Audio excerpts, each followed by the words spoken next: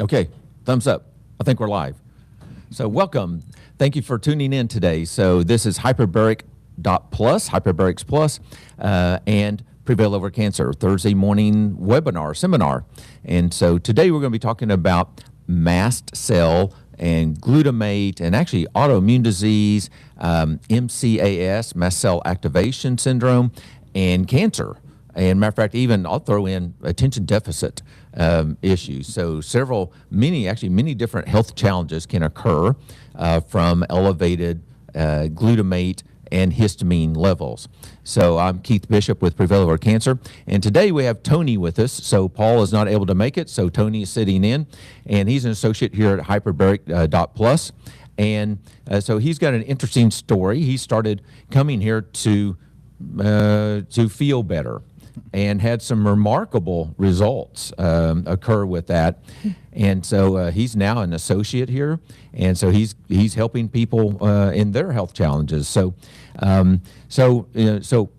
glutamate issue, glutamate is an amino acid that is found and comes from protein. So if you eat any type of protein, plant or animal, most of it we have to have protein.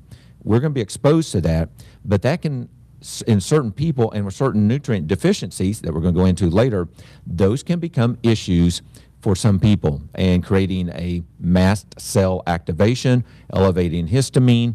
Histamine is an irritant and a driver for cancer. So that's one reason why we put that all together.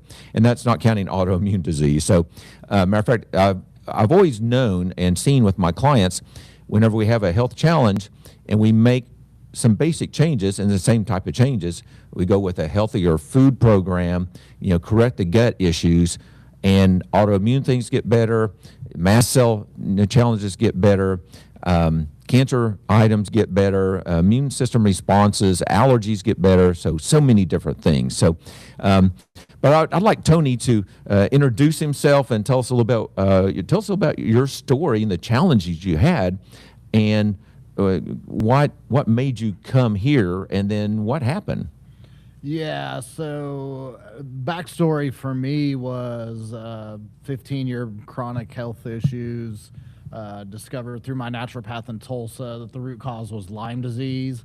With Lyme disease, the primary word is just inconsistency. All the symptoms can turn on and off, and just lots of inconsistencies, and there's literally dozens of different symptoms that can happen. And came up here, started getting relief with the hyperbarics, and then was able to help with the neurofeedback program because cognitive health is such a vital part of Lyme disease.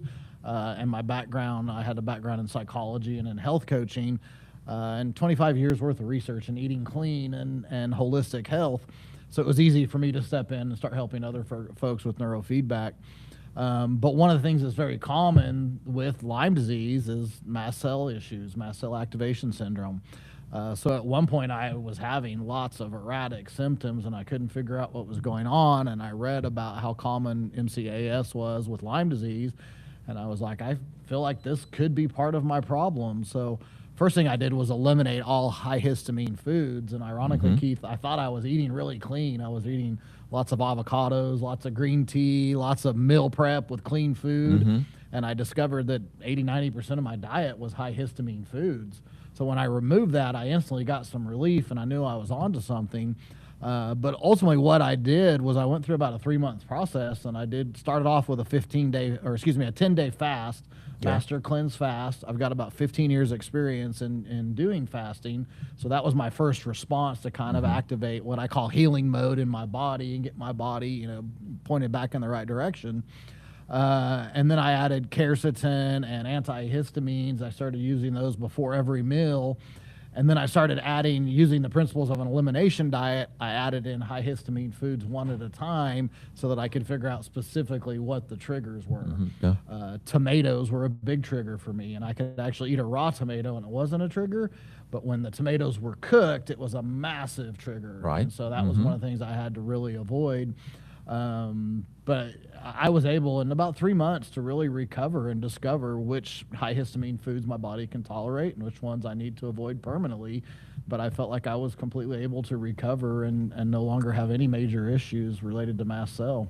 So what were the main symptoms that you were having, some of those major problems? Really, it was very erratic. I felt like my whole body and brain was going haywire. I'd have different things turn on, but it could be anything from shooting pain, high inflammation, all the way up to brain health. I just felt dizzy, disoriented, like something was really wrong, with my brain. Some histamine response as far as sneezing and just like an allergy type feeling, but that was pretty secondary to the just random haywire type feelings that I felt in my body and brain. Okay. So, matter of fact, that I have a history of rheumatoid arthritis, different type things, and still, there are certain groups of foods I can eat, and I can have some weird, achy, burning sensations, weird spots in my body, and it's just really weird. So, whether it be a underlying Lyme, autoimmune, I test negative for autoimmune now. And so my rheumatoid factor is 0 now, where it was positive. And but when I did remove a few foods, like for me, dairy and wheat products and most grains, literally within a month, I felt so much better. It was amazing. How I felt with that. Yeah, and I think that's really common. I know it is for people that suffer with Lyme disease. I too had many symptoms that were related to autoimmune, but always tested negative for it. Yet I get burning, stabbing pains in my face, even my brain, just those inconsistent, random shooting pains, burning sensation, numbness, tingling, and whether that's Lyme or mast cell or those are connected, I can definitely relate to all of that. Yeah. So on the hyperbaric and Lyme, so what's your take on that, on how that played in your health? I believe it's one just essential part to a holistic protocol to get the body healing again. For us, we have here 3 different protocols. We have what we call our standard 52-foot dive, which I say is for general health, stem cell mobilization. The next one is about equivalent to a 75-foot dive, which is part of our cancer protocol. And then Lyme disease, we have a 100-foot protocol. So in layman's terms, I like to explain that just shows that Lyme is even more challenging to attack than cancer, because we have to go to a greater depth to really move the needle with Lyme disease. But for me, the results were profound. When I first walked in here, I felt like a zombie. My body was not functioning. My brain especially was not functioning. I knew that if I went the standard medical route, which I had given up on a number of years back, that they'd probably diagnose me with early Alzheimer's, be based on the symptoms. And it's because my brain was just not working, had memory issues. And so when I first went into the hyperbaric chamber, I instantly got relief. I could tell that something happened there. For about 3 or 4 weeks, I just did the standard 52-foot. And then when I first did the Lyme 100-foot dive, I needed to go home and sleep. I could tell my body was detoxing. And fatigue and sleep is a very common symptom with Lyme. But what was unusual is I knew instantly that I was getting better sleep. And so even though I required a lot of sleep, I felt like my body was detoxing, like there was signs of improvement, that my sleep was better quality and that I was improving. So I've now got about 7 months of treatment here with the hyperbaric chamber. And it took me about 3 months to where I would say I was in remission and I was able to remove all symptoms. Now if I deal with flare-ups, I know how to do it. I know how to get into the chamber. I know how to treat it. And I can instantly move the needle instead of trending the wrong way. I can start, improving and activating again what I call healing mode within my own body. I can feel my body healing. So I'm glad you mentioned that, the healing aspect. We were talking about that earlier too, the healing. So evidently you're in several support groups, and evidently a lot of those support groups are saying that mast cell activation syndrome, MCAS, a lot of people believe that you can never get better. And now I've seen people with that get better. And what's your take on that? Yeah, I totally agree. That's one of the debates in both the Lyme groups and then especially in the MCAS groups, is that we can't recover from this. And I said, well, I did recover, and they have a number of reasons why that wasn't good enough for them, because they believe it's a chronic, never-ending, condition.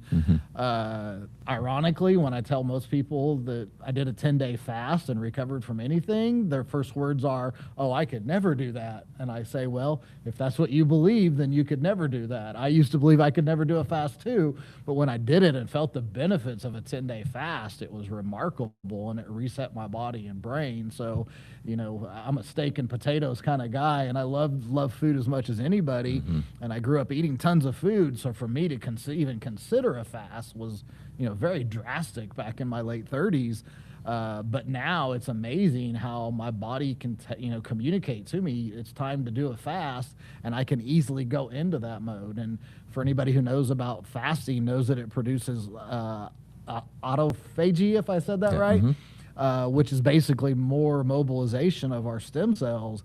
And that is the beautiful thing about the way our bodies are designed, is it knows where to mobilize those stem cells, and it knows where we need that healing energy. So our body does that on our own based on the environment, and fasting is the quickest thing we can do to reset that. So I had amazing benefits for, removing those MCAS symptoms, just starting with the fasting. Yeah. So, and that's where, and so therefore, my take on that too is that, there are underlying issues that are contributing to the mast cell activation. Absolutely. And other things we're going to talk about today, and it comes back to, what we're eating and our immune system response to that.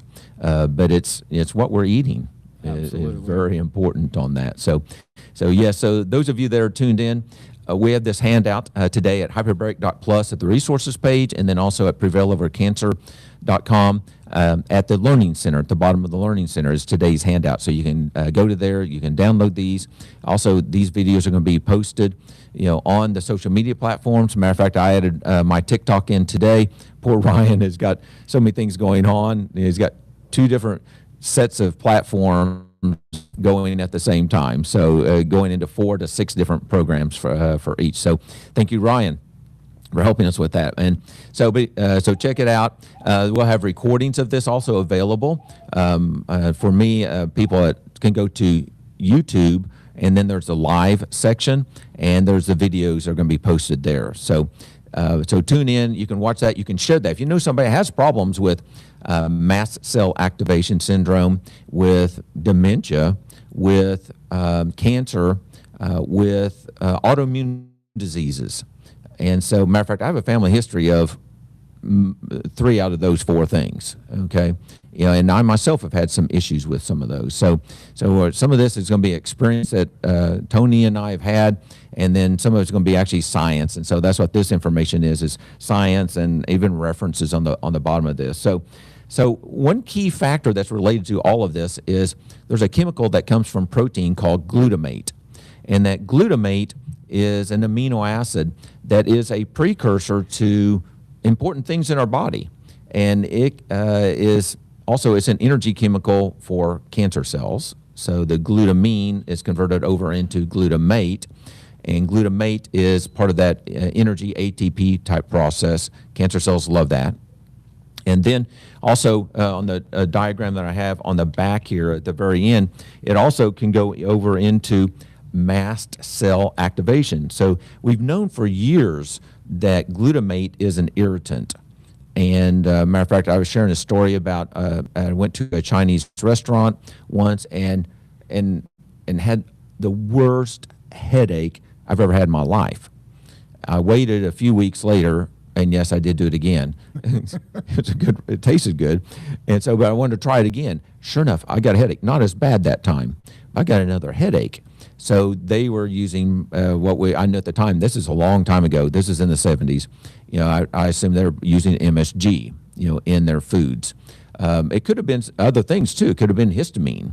Because when I do eat foods like that, I like to eat different foods and not just the steak, okay? I'm going for the octopus and the squid and other things too. So, because that's not normal here in Oklahoma. Right. So I want to go for those things. But also some of those things are also the items that have been sitting around the longest, and they're going to have the highest amount of histamine. So those foods are, can be a major problem. So, but glutamate can actually activate that mast cell that makes the histamine and release that histamine from it. So there's a feedback loop there. Now, glutamate also is a precursor to a very interesting, primarily an anti-cancer type chemical. Relaxing. I didn't mean to say anti-cancer, but it is. Well, there's some research going on too. So that's why I said that. There's a new research article about GABA and brain cancer. But if we can shut down that conversion, so glutamine turns into glutamate. Glutamate turns into GABA, G-A-B-A. GABA is the neurotransmitter that is calming and relaxing. And there's other things that we can do to help with that process. And actually, vitamin B6 is necessary to help convert that glutamate into GABA.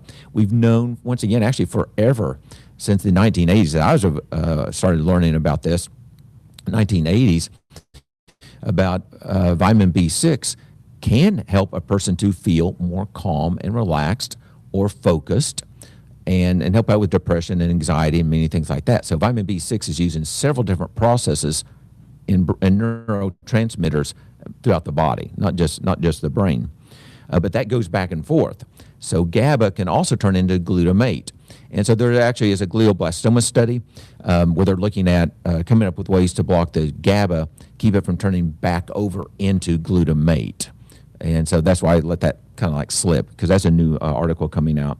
And then also glutamate is also a precursor to glutathione.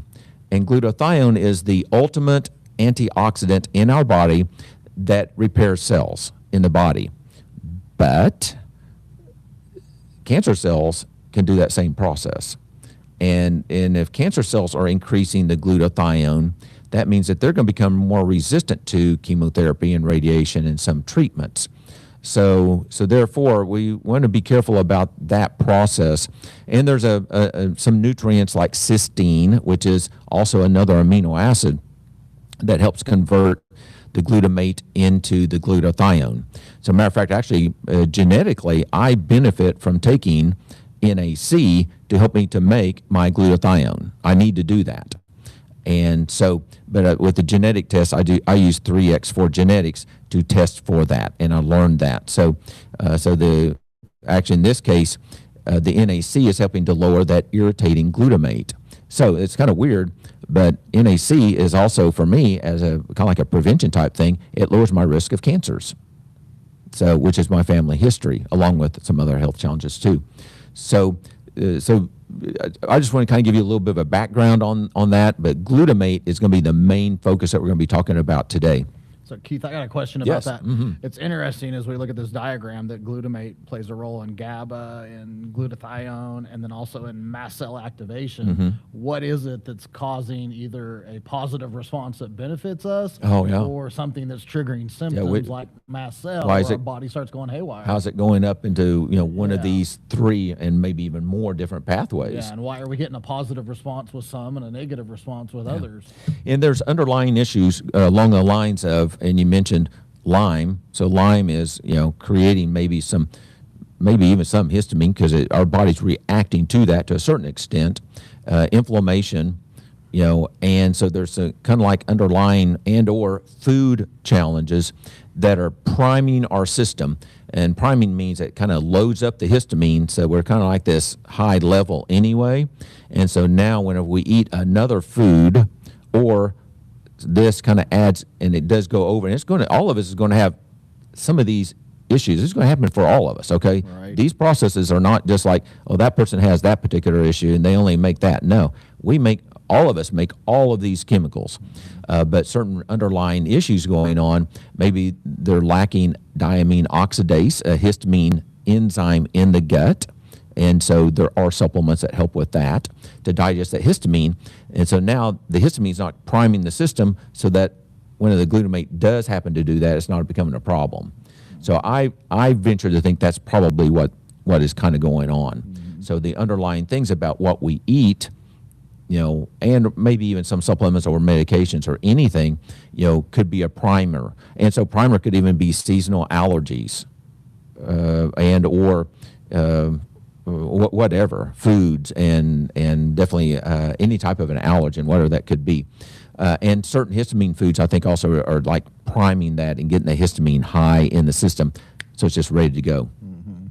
Yeah, I just want to say, kind of second that. Mm-hmm. It definitely, for me, it tied into foods.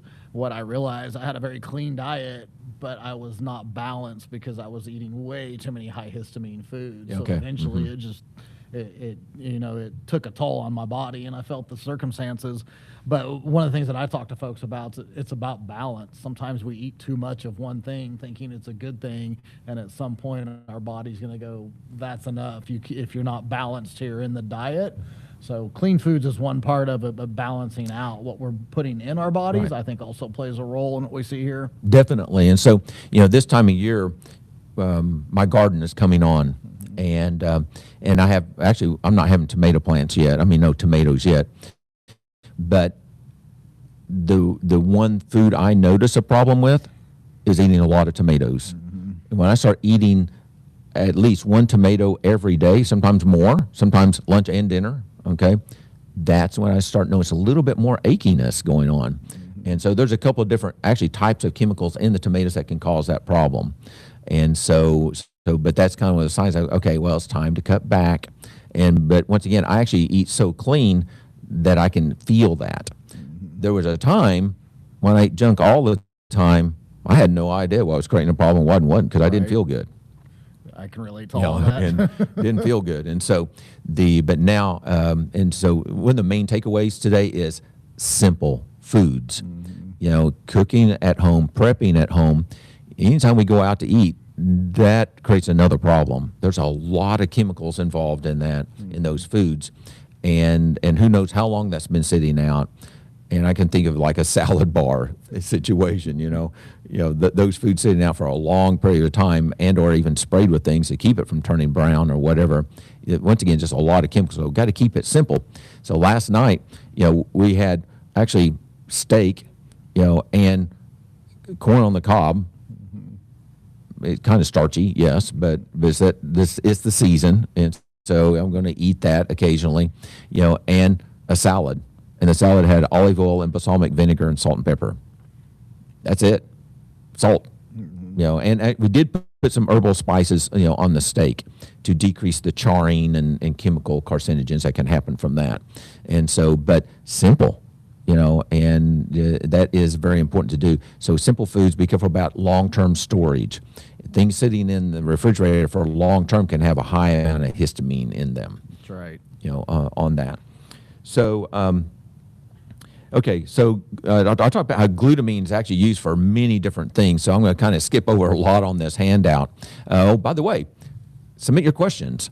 And so about mast cell activation, autoimmune disease, cancer, Lyme's disease. I don't have much.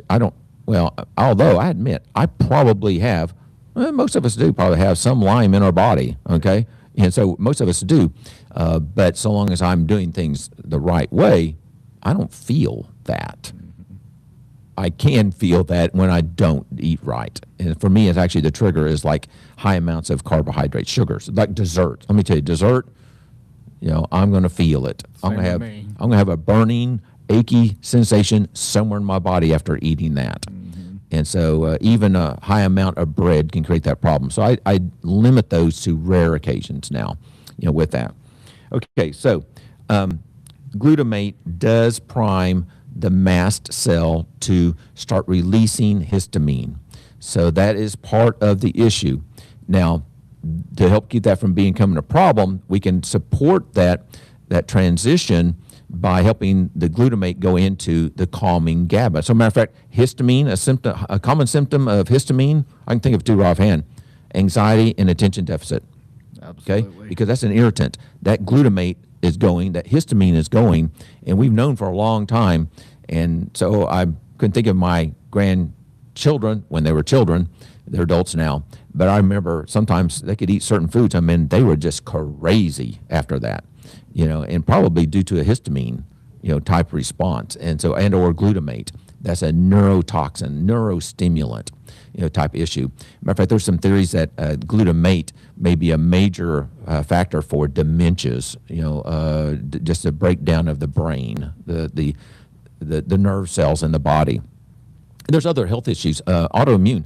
We think of like MS. Is also an autoimmune issue. It seems like that's attacking the myelin sheath in the nervous system.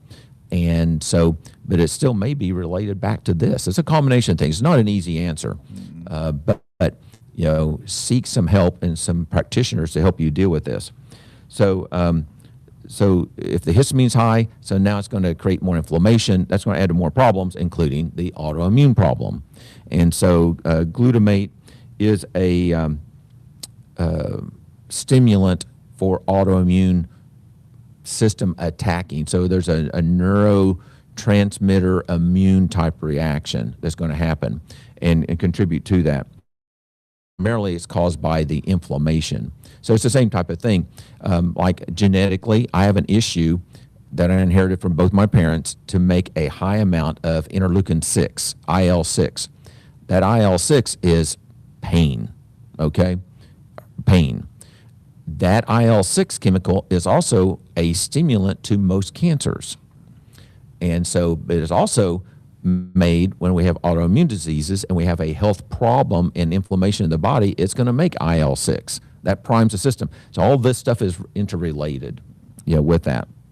So glutamate is also a factor for autoimmune inflammation often.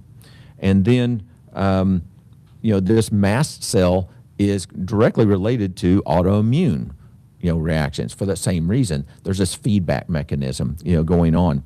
So, matter of fact, if you have a question, once again, if you have a question, submit that. Ryan's going to get that back to us in about 10 minutes, and then we'll have a short Q&A period on that. So what were the foods that you noticed that you were having a major problem with specifically? Yeah, that's a great question, because one I didn't mention was fermented foods, because I'm very into gut health, and I've done a lot to address gut health constantly, and I feel like that's like a constant moving marker is how do we keep raising gut health. I ate a lot of fermented foods, and then I realized that fermented foods were also high in histamines. Like he said, the longer something sits or the longer something cooks, the more the histamines are raised. So while I thought I was doing something great for my gut, all of a sudden my body started having a histamine response. So going back to what I said, that's why it's so important to have balance and constantly be addressing what could be causing triggers with food. But fermented foods was one that I was definitely having a strong reaction to. Another, like you mentioned, tomatoes. There's a group of foods called nightshades. Most people have never heard of them, but it's basically peppers, tomatoes, eggplant. Any kind of pepper is a nightshade, and that is a very common inflammatory food. And if you react to one, there's a good chance you're going to react to several. Right. And then the longer you cook it or the more you ferment it, the more histamine, so the more apt we are to react to it. But I love eggplant if it's cooked right. And what I discovered is in the Mediterranean restaurants, which I believe a Mediterranean diet is a great example of an anti-inflammatory, diet. But they eat a lot of, I forget the name of the dish, but it's basically eggplant like hummus where it's a dip. And that was a major reaction for me, even though I loved the taste, loved eating it, because it was cooked, and then, the way that they make it into a dip and then store it, those histamines are raised. So even though it tasted amazing and it should be a healthy food, it was having a major histamine response to me. So I caution folks all the time about nightshades. Be very careful with any nightshades, because it's pretty easy to remove and feel the benefit quickly. But cooked tomatoes and stored eggplant or fermented foods were three of the foods that I reacted to the most. One of one of the ones I didn't know until recently, although I have a histamine food list also, I give them to my clients too. So, and I don't know if this was on there, but when I was researching this topic today, preparing this handout, that's available at hyperbaric.plus and at Prevail Over Cancer. At hyperbaric.plus at the resources, and at Prevail Over Cancer at the Learning Center. for the download, but is bone broth. Also, is another one of those. Matter of fact, bone broth that's cooked long term. Same thing with tomatoes. It's like something about cooking it longer term. The thicker the tomato sauce, type of thing, maybe the greater the concern with that. Absolutely. So, and then how many of you like me, love salsa? And so that's one of those. I mean, it's got the peppers, it's got the tomatoes, it's been sitting on the shelf forever. And so that is just a part of that picture. One of the interesting things that I found, Keith, to your point, is I love Mexican food, grew up eating it all the time. And most Mexican restaurants I go eat at, I have a major response to. What I discovered is I could go eat at a taco truck and I didn't have that same response. And it's because at a taco truck, they have to cook everything pretty much daily. Right. They're making new salsa daily. Whereas a Mexican restaurant, they're making huge tubs of it, or they're buying it pre-made from the corporate. Big truck. Exactly. And they're storing it for a long term. So it was amazing to me that I thought Mexican food was a no-no, but I can go eat at a taco truck and I can enjoy Mexican food without having a flare-up. So it has everything to do with what we're talking about, where we're raising the histamine response. And even if we don't have mast cell activation syndrome, we can often have a histamine response to foods, and most folks are just not even looking at that. So that's right. It is important. Exactly. Matter of fact, I love taco trucks. Right. There's one I love. Matter of fact, I'll go up there and he knows what I'm getting. So he knows me. Doesn't know my name, but I've got a couple that know exactly what I like to order. So I know love that. The taco trucks. I love supporting the small business and things like that. So it's really great. But also, and we talk about this concern about glutamate, but remember, glutamate does turn into GABA, and GABA is a calming chemical. But we have to have vitamin B6 and maybe even magnesium along that line to help that to work, to convert that over into that calming chemical. So, but that is one of those ways. So a little thing to help out with the histamine level responsible for all of this type of reaction. And part of that is also, oh, by the way, I'm going to make another statement before I get into this because I'm going to talk about supplements. So I have to have a disclaimer.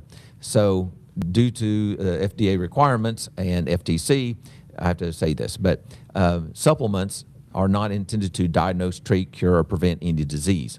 The FDA has not evaluated it for that. And this information is for education purposes only. Paul, are you proud of me? Throwing that in. He always prompts me at the beginning. I almost forgot to say that because we're going to talk about a little bit about supplements here.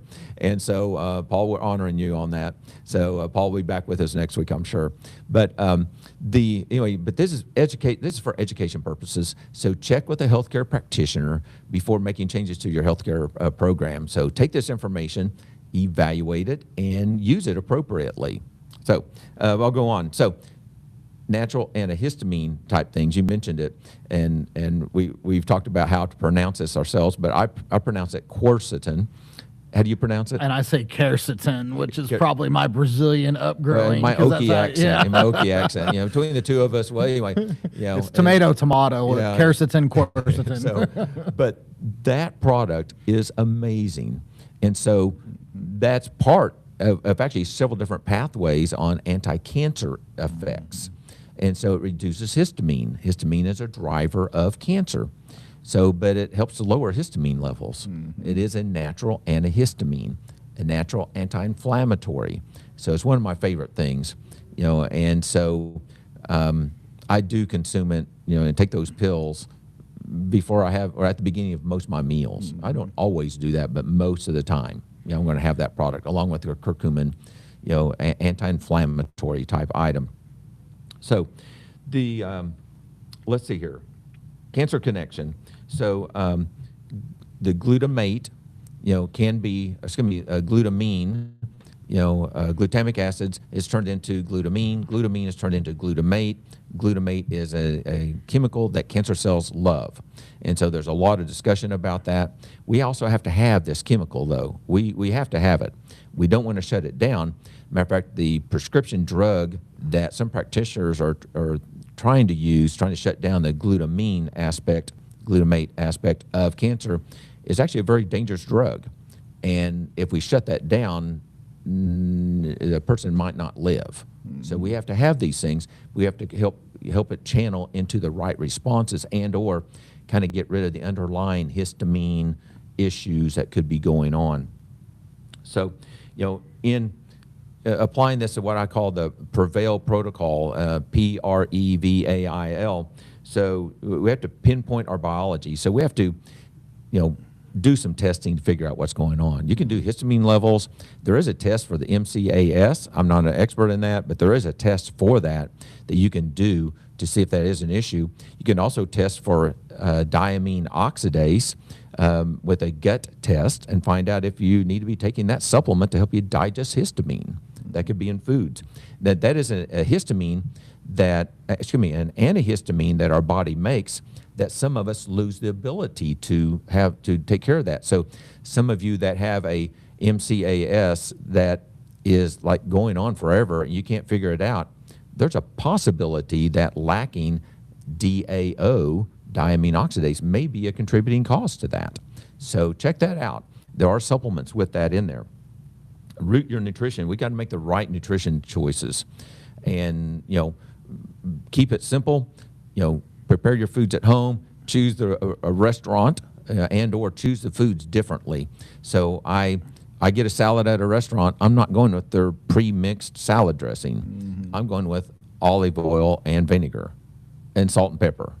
A few, and I may even add a few little pepper flakes on it. So I may do that, but I'm keeping it simple. And you don't have to always go with what the restaurant is offering. Change that. And then also elevate our defenses. So, our body has the ability to correct the system, or rather what's going on, if we're making those right choices. And then vitalize through movement. So physical activity is very important. It's an anti-stressor. I'll throw in this would be, we've got one more step. I'll throw that in, the fasting in a second. But we have to be exercising and moving. That's a de-stressor. People with cancer that exercise on a regular basis, intentional exercise, walking's not quite good enough. It's okay, but if it's going to be more resistance, have a 35-40% reduced risk of dying from their cancer. So movement is extremely important. Align your whole life, and so I'm going to throw in the, just everything we're talking about today, along with some fasting. And so that's actually when I first started, making changes. It was fasting. It was intermittent fasting. Instead of having the cereal and milk every day, mm-hmm.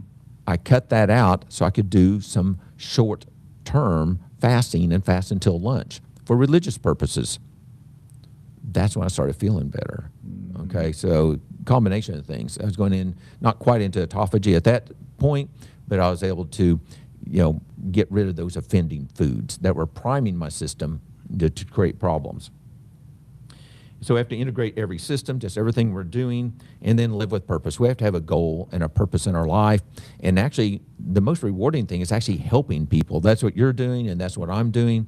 And it's so rewarding to do that. And you don't have to do this channel type of thing, social media, but my wife, her ministry is actually helping widows at church and taking them on errands and seeing the doctor. Matter of fact, she's taking a person today to see an eye doctor or an iron infusion. I don't know what it is, but it's like her schedule, her calendar is full, helping half a dozen ladies, and so, but that's her mission and that's her purpose. That gives us a reason to get going and to serve other people. Some of you, it's going to be your family, your children, whatever, but we have to have that ready to go. Have to have that purpose in our life. So we're going to have a call for questions, so submit your questions. Ryan's going to print those off in a couple of minutes. So where does glutamate kind of concentrate? So glutamate has a tendency to concentrate in MSG. And so that magic recipe at these fast food restaurants, MSG, mm-hmm. It's a tenderizer. And actually, we have taste receptors that they've named after that love that MSG. It's kind of salty, but it's in chips, there's all kinds of things. So part of that flavoring mix that you see. So, but it's often in foods. And so if you have a problem and you notice that your nose is running, or watery, itchy nose or eyes, that could be one of those signs, of a histamine, thing going up high. So, but it can be in MSG, hydrolyzed or processed foods and proteins and meats that have been sitting for too long. So that fish market where that fish has been sitting there for a few days, that could be a problem in that. And then natural flavors, often they're going to have that added into it, or things like that that could be irritants. So that term, natural flavors, we've mentioned that almost every time we meet here. That is a box of more than 100 different things that aren't necessarily natural. Right. It's the law that allows that. So long aged and fermented foods. So we're talking about cheeses can be a problem. Did you ever find cheese as an issue for you? Certain cheeses, Okay. mass processed cheeses, definitely. Okay. If I ate a raw small batch cheese, it didn't Didn't pose much trigger me problem. at all. Okay. So Okay. And then soy and fish sauces. So soy sauce sitting on that counter for months, and in the jug back in the back, and so those types of sauces can be a problem. And even though we may like those tastes, but that has a trigger for some of us. So we've got to be very Absolutely. careful about that. Okay, so what supports a healthy balance? Whole food, single ingredient. So if you have more than 2 or 3 ingredients on that list, on that food, that's a problem. My wife doesn't like going to the store with me because I'm reading those labels, okay? And I take too long because I'm stopping all the time and taking pictures and such. And then magnesium-rich plants. So magnesium helps with that conversion of many different brain chemicals into calming-type chemicals. But like leafy greens and seeds, and your own garden produce. Once again, try to keep it simple. Adequate vitamin B6. So B6 is one of those supplements that may have an effect, and usually a person feels it within a day or two. And then sometimes you have to stop it and then add it back in, kind of experiment with it or not. But that's going to be very important. They help to convert that glutamate into the calming GABA. And we got lists. Okay, got questions? Good. And then let's see. And then the appropriate amounts of protein. We have to have that protein all the time to make all of the amino acids in the body in appropriate quantities. I use the palm rule to help with that. So the goal is to kind of calm things down so that we don't have as much problem. Okay, so we got questions. And so let's see. Hello from Massachusetts. Is glutamine safe, or will it increase cancer tumors? Well, yeah, glutamine. I'll make sure I'm reading that right. Okay, glutamine is the amino acid that we have to have. It does repair many different parts of the body. I mean, all kinds of parts of the body, muscles and the gut, for example. But glutamine can be converted by cancer cells into glutamate, and that is an energy thing that cancer cells love. So that's the advantage about doing fasting, going back to the fasting thing. And so I'm a big fan of doing intermittent fasting, eating in a 6 or 8 hour window every day, and then doing a minimum of a 3-day fast, and maybe longer, but a 3-day fast. Our body is made for fasting. absolutely. And so many health conditions, I've seen people with diabetes get much better by doing a 1 week of fasting. And so fasting helps out with that. But then we still have to have these chemicals. And so cancer cells, I can't say that glutamine causes cancer, but cancer cells will use it. It's kind of like sugar. I can't say sugar directly causes cancer, but cancer cells love that sugar and the glutamine for energy. So if we can go without some of that for a while, the cancer cells now are, you think you're hungry, the cancer cells are starving. And the goal is for them to starve, not grow, and maybe even die. So we can do things to help out with that. And fasting is part of it. I will also often use the oncoadjuvant supplements, including the quercetin and berberine and curcumin and EGCG, about 15 to 30 minutes before eating to calm all of this down. the histamine and the glutamine issue. So that's one of my favorite little tactics. Okay, so can you take NAC daily? Yes, that is on the list. And so, actually you can. One caution is if there's one supplement that I see regularly that could decrease the effectiveness of some chemotherapy drugs, it's NAC. So NAC is an antioxidant that repairs cells, and it can repair tumors. The tumors can use NAC to increase the glutathione levels. And so there's thousands of studies showing that. So during radiation and during chemotherapy, timing is important. So not during those time periods.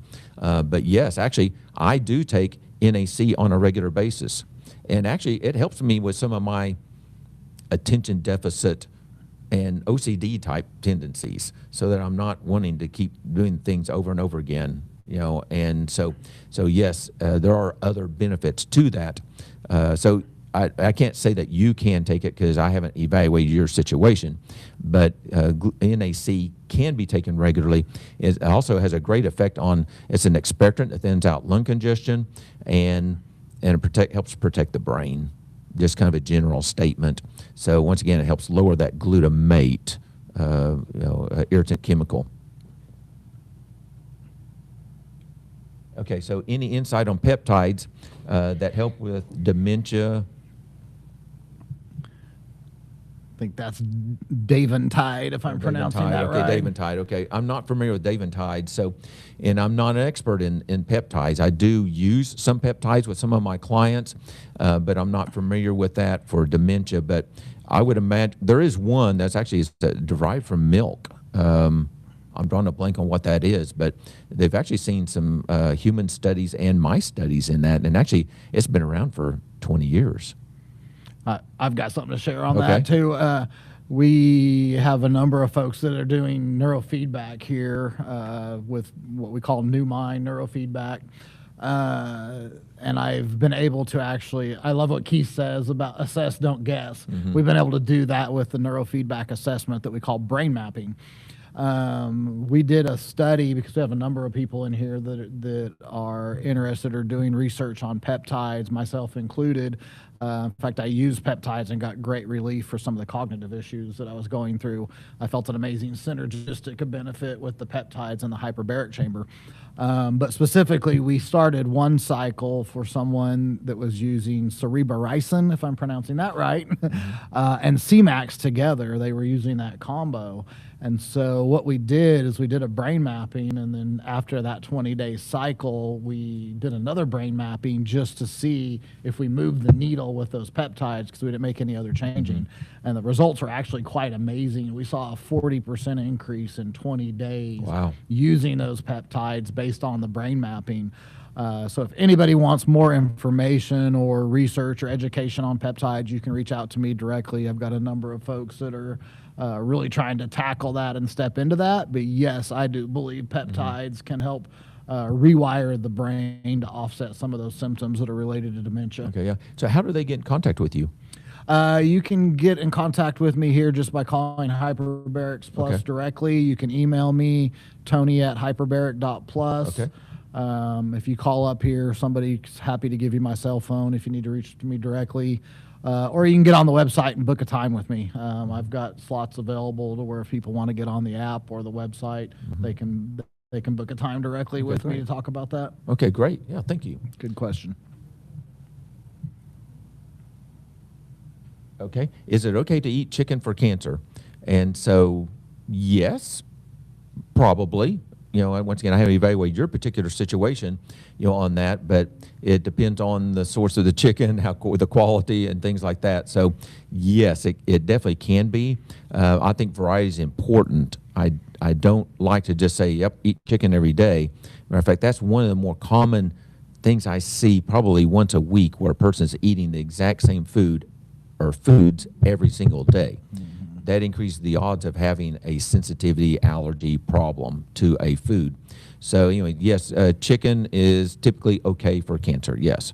And so hi, Gigi, thank you, hi, thank you.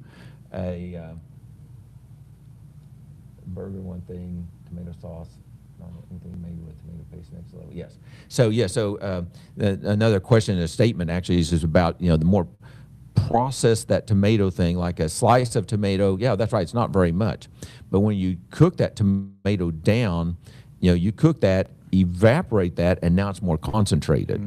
And so that's where you go from a slice of a raw tomato, which actually does have lectins. I'm not too concerned about lectins actually, but it's still it is a factor. Some people might have some inflammation from that lectin, but those lectins also have anti-cancer actions. But but the more processed that is and more concentrated, like this person is saying, like you go into a tomato sauce is going to be more of a concern than a slice of a tomato. Yes, that's part of it is because it's going to be more concentrated, and then it's sitting on the shelf for a longer period of time. Months, type of thing versus that fresh tomato. Okay, so. Okay, so where do you go to get testing to find out your sensitivities? From a traditional standpoint, you can do blood tests for allergies, IgE type blood tests. There's also food sensitivities by let's see, Cell Science Systems, I believe it is, and they can actually test you for a sensitivity. They actually look at your white blood cells to see how your white blood cells respond to many different foods. And then what do you do for that? Yeah, that's a great question because all testing never helped me. They could never find anything wrong with me based on lab test. So for me, the testing has always been to start off by fasting, whether it's intermittent fasting, 3-day fast, 10-day fast. I've gotten benefit from all of them, but then using the principles of an elimination diet, I slowly add things in one by one by one. And that's the only way I've ever been able to assess what is triggers for me. And it's been ever changing as I've gone through the years. Things I used to be able to eat, I realized I could no longer eat or temporarily not eat. So, at some point I reassess too. I'll start the process all over again. It's like, I know this is normally a trigger, but let's see now. And it may not be any longer, as our bodies adapt and get balanced out. I always tell folks, once you get healthy, there's certain foods you can add back in. So don't think this is a permanent thing you have to eliminate. But the reality is, at some point, you just have to eliminate everything and add things in slowly, one by one by one, to assess when testing doesn't help you. Right, exactly. So, yes, that is correct. Thank you, Tony. So, You bet. And then one more question. It's almost at the hour. Let's see. What do you do about alopecia hair loss? So, what do you do about alopecia hair loss, in which there's different types of alopecia hair loss, but if it's alopecia totalis, that means throughout the whole body, the immune system is attacking the hair follicle. It's an autoimmune disease. And so, once again, you have to actually get to the source of the problem. And autoimmune, and so everything we talked about today could be a factor for that. And so they will often use cortisone to try to calm the immune system down, to keep the immune system from attacking those follicles. So for some people, they can have the autoimmune attack could be the hair follicle, and then other people, it could be a joint. And other people, it could be their skin. So everybody is different on that. And some people, it could be even their blood vessels, a vasculitis type issue. So there's still some more questions, and we'll get to those later. I'll try to find those and respond to those. So we're on the hour, so it's time for another hyperbaric session to start. So we're going to sign off, and be sure and go to hyperbaric.plus resources page and Prevail Over Cancer, the Learning Center, to download this guide, and then also check out the recordings and share that with somebody that may be suffering with autoimmune disease, mast cell activation syndrome, cancer. What else did we mention? Oh, attention deficit. So, and dementias even. So irritating chemicals, can happen, can start damaging any part of our body. So thank you for tuning in. Tony, thanks for joining us. Thank you. Enjoyed it.